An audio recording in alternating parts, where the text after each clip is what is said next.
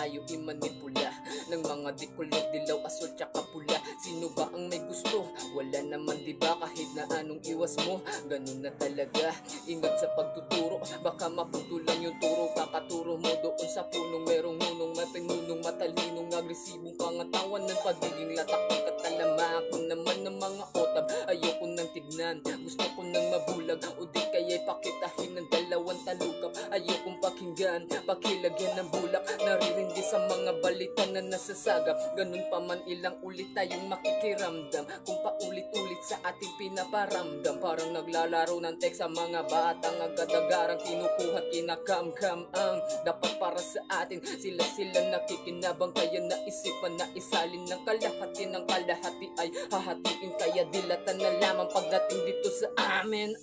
Ano ba to? Huwag kang malilito, nauulit yung nangyari na para bang dijabo. Magaan na karamdaman ko sa panaginip lang mararanasan, gugustuhin ko managinip na lamang ng habang panahon. Malamig ang katawan sa kwadradong kahon, hanggang sa maging agnas, naging abo mga buto. Baka sa kabilang banda magbago na rin yung takbo. Ang mga isipin sinlaki ng bundok, nakatambak puno ng ilusyon, sinungaling mapagpanggap. Bakit maliliit na hukuli sa kanila lambat, pagkat ang barakuda at pating magkaugnay, magkapanggat.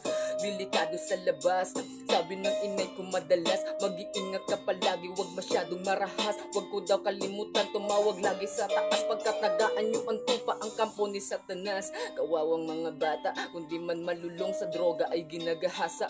Yun at yun laman ng bawat mga balita, hindi lamang haka-haka kundi tunay na nakita ng mga kakakilabot na nangyayari dito. Natatakot ang iba, tumatayo na balahibo, di makapagsalita pagkat sinalpakan na piso. Yun lang ba ang halaga ng buhay natin Pilipino? Sawa na kaming kumain ulit ng kanin baho, yung ibang walang makain na isipan na magnakaw. Nanunutok lanseta, mga gamit inaago sa mga nangyayari sa atin. Hindi pa ba malinaw pagmasdan ang yung nasasakupan? Tama bang nakikita ito ng bawat kabataan? Nagrebelde, walang galang sa magulang, pagkat